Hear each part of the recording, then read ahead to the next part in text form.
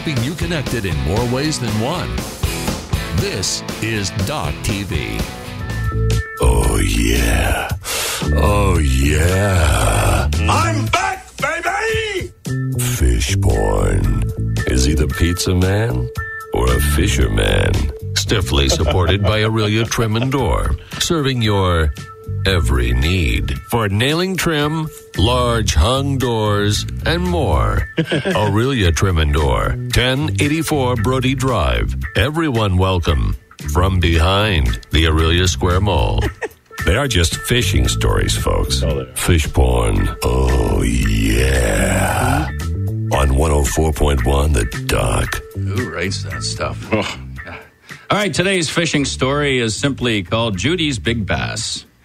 Having a moderate amount of success last season, Jack and Judy were eagerly anticipating the start of bass season the next weekend.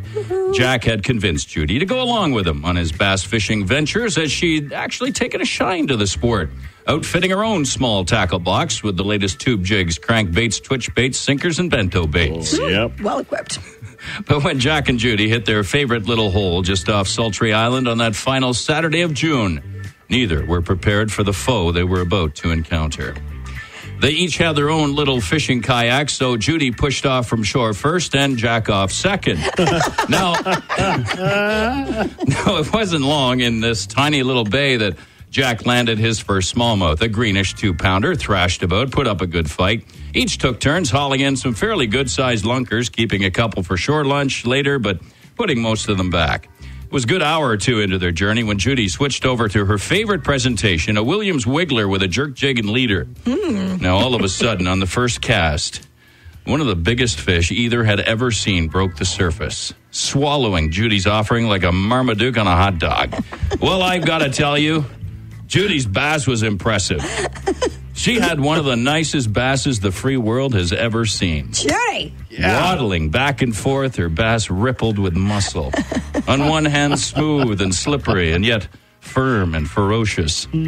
Jack was getting extremely excited, as you can imagine. He wanted his hands on Judy's bass real bad. He was envious the way she worked that bass and wanted a piece of the action. I bet he did. Judy teased Jack with her bass, allowing its slimy coating to bump up against his kayak.